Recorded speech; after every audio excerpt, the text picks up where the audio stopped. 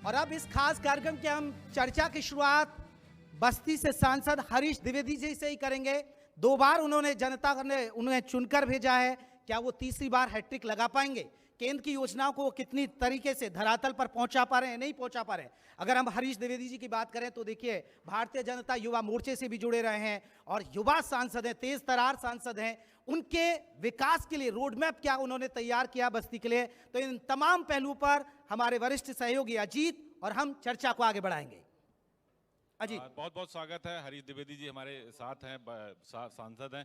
Sir, पहले तो जी उत्तर प्रदेश उत्तराखंड के मंच पर आपका बहुत स्वागत है। और देखिए, उत्तर प्रदेश की बात बस्ती से, और बस्ती देखिए जो जेपी हमारे सहयोगी बता रहे थे कि बहुत महत्वपूर्ण नगरी है, अयोध्या से भगवान श्री राम की नगरी से जुड़ी है और उनके गुरु वशिष्ठ जी की नगरी। आप लोग बहुत देखिए, पहले तो इसी सवाल पर आते हैं जो आप लोगों का पेट विषय है कि वशिष्ठ जी के नाम पर बस्ती का नाम बहुत दिन से आप लोग कह रहे हैं कि वशिष्ठ नगर हो जाए, तो ये कब तक होगा? शुरुआत यहीं से करते हैं।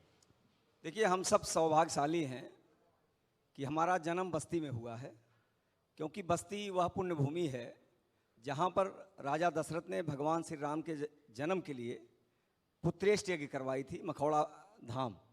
और वहीं से 84 कोसी परिक्रमा महामार्ग भी प्रारंभ होता है। वशिष्ठ जी का आश्रम भी यहाँ था, भगवान श्री राम के गुरु थे। और लगातार यहाँ के लोगों की ये मांग भी रहती है कि बस्ती को वशिष्ठी नगर के रूप में जाना जाए। हम लोगों ने माननीय मुख्यमंत्री जी से निवेदन किया था और मैं ये कह सकता हूँ कि हमारी सरकार ने बस्ती मेडिकल कॉलेज का नाम गुरु वशिष्ठ के नाम पर रखा है।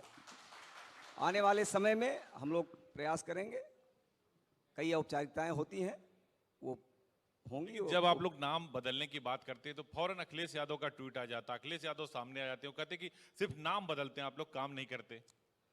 अब देखिए, उत्तर प्रदेश में कौन काम किया है कौन नहीं किया है, या ना हमारे कहने से कोई मानेगा, ना समाजवादी पार्टी के कहने से मानेगा, ना अन्य पार्टियों के कहने से मानेगा।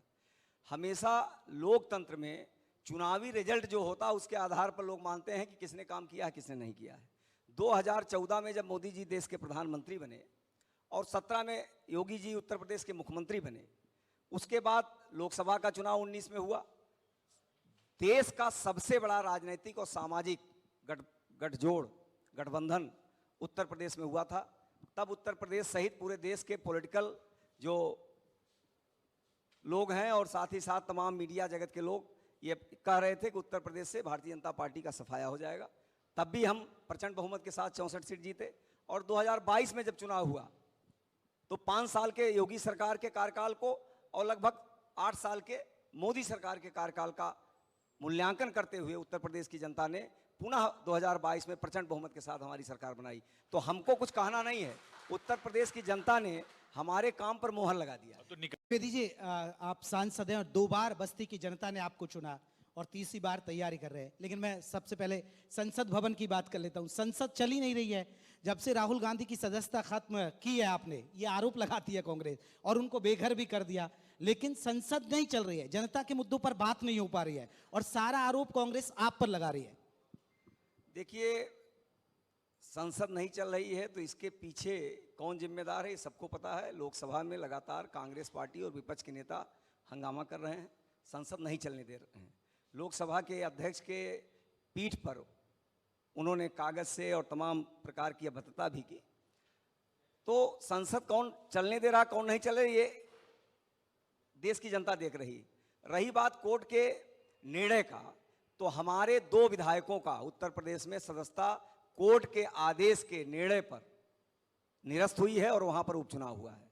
तो कोर्ट हिंदुस्तान में सर्वोपर है। अब रहता है कांग्रेस पार्टी को लगता है कि गांधी परिवार देश के संविधान से, देश के कानून से ऊपर है। और ये मैं नहीं कह रहा हूं, एक बहुत अत्यंत वरिष्ठ नेता कांग्रेस पार्टी के प्रमोद तिवारी जी जो राज्यसभा के सांसद हैं, उन्होंने टीवी चैनल पर डिबेट में कहा कि देश के कानून में गांधी परिवार के लिए अलग से छूट होनी चाहिए।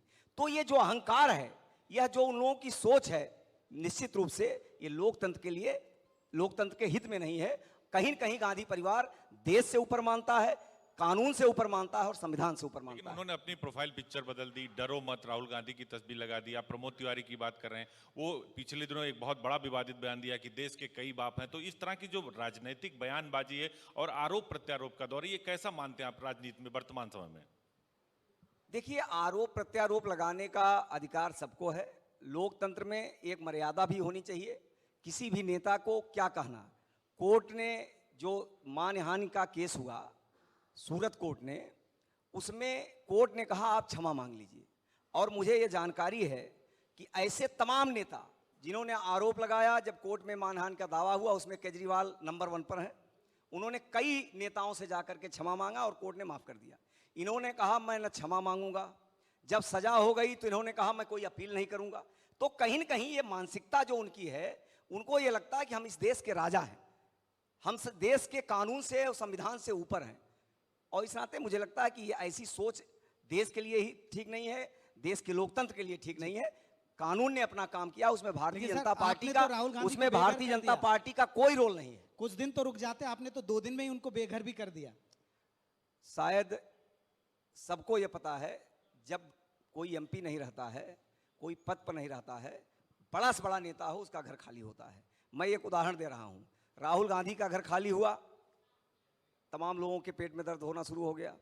सरदार वल्लभ भाई पटेल, जो देश के, जिसको देश का लौह पुरुष माना जाता था, हमारे देश के गृह मंत्री थे, उन्होंने देश की एकता अखंडता के लिए बहुत बड़ा योगदान दिया।